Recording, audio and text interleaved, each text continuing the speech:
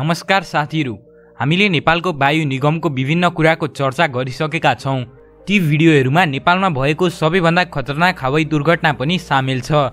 साथीहरु, त्यस भिडियोहरुमा हामीले नेपालको विमान अपहरणहरुको भने चर्चा गरेका थिएनौं। नेपालमा विभिन्न समयमा विभिन्न कारणले विभिन्न प्रकारको हवाई अपहरण भए पनि नेपालको हवाई इतिहासमा भएको प्रथम हवाई अपहरणको बारेमा कमेला मात्रै थाहा होला। नेपालका नै नेताहरूले गरेका उक्त अपहरण निकै नै अनौठो रहेको छ। त्यसैले आजको यस भिडियोमा नेपालको हवाई इतिहासको प्रथम अर्थात् विक्रम सम्वत 2030 को हवाई अपहरणको चर्चा गरौं।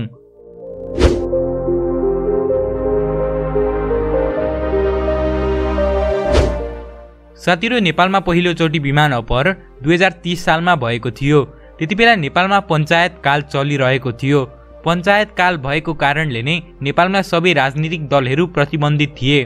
पञ्चायत काल लाग्नुभन्दा अगाडि नेपालमा प्रजातन्त्र थियो र त्यसबेला नेपालको सबैभन्दा ठूलो पार्टी नेपाल कांग्रेस थियो।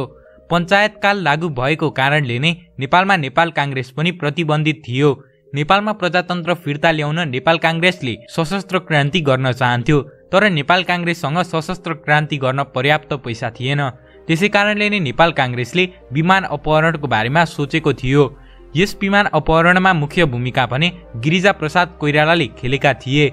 उनीहरूले विराटनगरको नेपाल राष्ट्र बैंकमा काम गर्ने मदन अर्यालबाट बैंकले विमान मार्फत विराटनगरबाट पैसा ओसार्दै गरेको सूचना पाएका थिए। त्यसैपछि नरेन्द्र ढुङ्गेल र बसन्त भट्टराई पनि विमान अपहरणको यो टोलीमा सम्मिलित भए। यस विमानमा विमान चालक दलका 3 सदस्य र अभिनेत्री माला सिन्हा सहित 19 यात्री सवार थिए।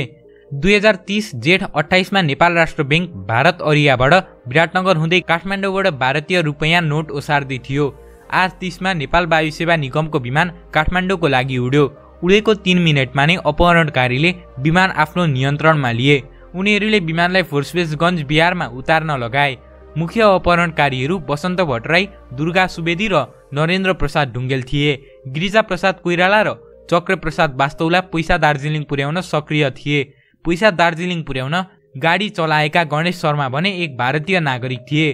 फोर्बेसगञ्जमा खटिएका अन्य व्यक्तिहरूमा विनोद अर्याल, सुशील कोइराला, मनहरी बराल, राजेन्द्र दाहाल र बिरु लामा थिए। फोर्बेसगञ्जबाट पैसा दार्जिलिङ पुर्याउन 3 भिन्नाभिन्नै गाडीको प्रयोग गरिएको थियो। यस विमान अपहरण गर्न एउटा लाइसेन्स नभएको अवैध पिस्तोल, 2 32 रिभल्भर र 1 36 ग्रेनेड बम प्रयोग गरिएको थियो। अपहरणकारी दार्जिलिङ बनारस हुँदै मुम्बई पुगेका थिए। 1 वर्षभित्रमा नगेन्द्र ढुङ्गेल बाहेक सबै अपहरणकारी भारतमा पक्राउ परे। उनीहरू पक्राउ पर्नुको कारण विमान अपहरण नभएर भारतमा लागू भएको आपतकाल थियो। 1975 मा भारतीय सङ्कटकालको अन्त्य भएपछि सबै छुटे। प्रजातन्त्रको लागि खर्च गर्ने भनिएको पैसा दुरुपयोग भएको जनाइन्छ। बीपी कोइरालाले समेत पैसा दुरुपयोग भएको शंका गरेका थिए। साथीहरु, उक्त विमान अपहरणमा DHC-6 ट्विन अटर प्रयोग भएको थियो, जसको 2014 मा दुर्घटना भएको थियो। हाल त्यो विमान प्रदर्शनको लागि राखिएको छ। साथीहरु, यो त थियो नेपाली हवाई इतिहासको प्रथम विमान अपहरणको कहानी।